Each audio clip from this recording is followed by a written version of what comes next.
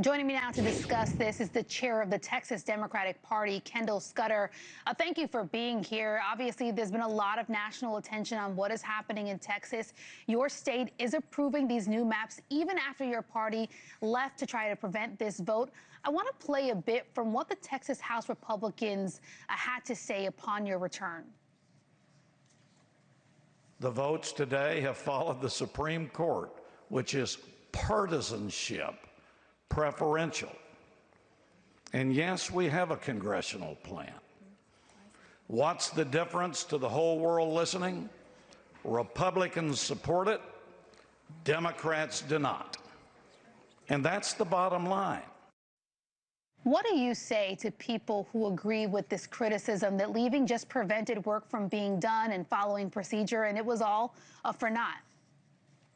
Well, I would say two things. Number one, when Texans showed up to speak out against this map, 98% of people that showed up at these hearings that were Texans, Democrats, and Republicans said they did not want this. The second thing that I would say is that if you have a problem with the quorum break, don't take it up with me. Take it up with General St. Houston, because it was baked in our Texas Constitution by the founders of our state. It is a procedurally, constitutionally protected mechanism that we took the right to do and started a national conversation on it to ensure that Democrats aren't caught flat-footed all around the country by Republicans choosing to rig the 2026 election instead of facing accountability from the voters for skyrocketing costs all around this country. Speaking of that national attention, it's led to, California Governor Gavin Newsom challenging what happened in Texas by proposing a new map in California. I want to play a little bit of his reasoning. We got here because the President of the United States is struggling.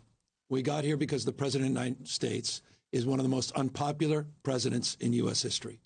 We got here because he recognizes that he will lose the election. Congress will go back into the hands of the Democratic Party next November.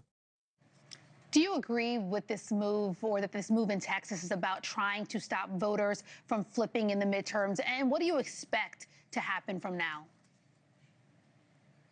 That's absolutely what's happening right now. And the path they're choosing to do it is to deny minority citizens representation in their government. Make no mistake about it, this fight is not over. It has passed in the House, it has passed in the Senate, it will be signed by the governor, but we are going to see them in court. And in the last 60 years ago this month, the Voting Rights Act passed.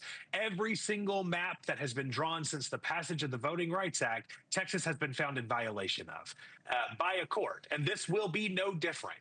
And we will see hearings begin in this, I would suspect, in September, where these maps will end up having to be redrawn again or thrown out, unless the court is being completely lawless in representation of minority groups. It will take a black Texan 5 votes to equate the voting power and representation of 1 white vote. It will take a Hispanic Texan 3 votes to equate the voting power of 1 Texan. We are not going to sit aside and allow them to play political games with representation in government.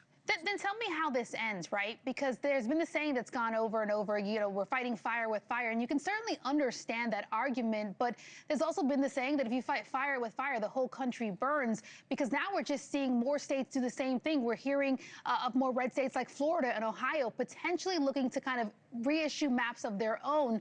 How does this end? Democrats are tired of playing by a separate set of rules than Republicans. We are held to a different standard of being adults and being policy carriers than they are, and we're not going to participate in that anymore, particularly when the voters of this country have told us that that's not necessarily how they want us to be operating. The way that this ends is national non-partisan redistricting committees. In 2021, there was a bill in front of Congress. Every single Democrat voted in favor of it. Every single Republican voted against it. Hopefully this conversation, where a bunch of Republicans and blue states are being stripped of their opportunities to serve in Congress, will cause them to go back to D.C. and push for federal nonpartisan redistricting committees, because politicians shouldn't pick who their voters are. You should, as a voter. That's what the Democrats are trying to get accomplished. That's what Republicans are standing in the way of, because they don't want accountability in the 2026 midterms. Thank you for watching. Subscribe below and download our NewsNation app right now on your phone, and you will get fact-based, unbiased news for all Americans.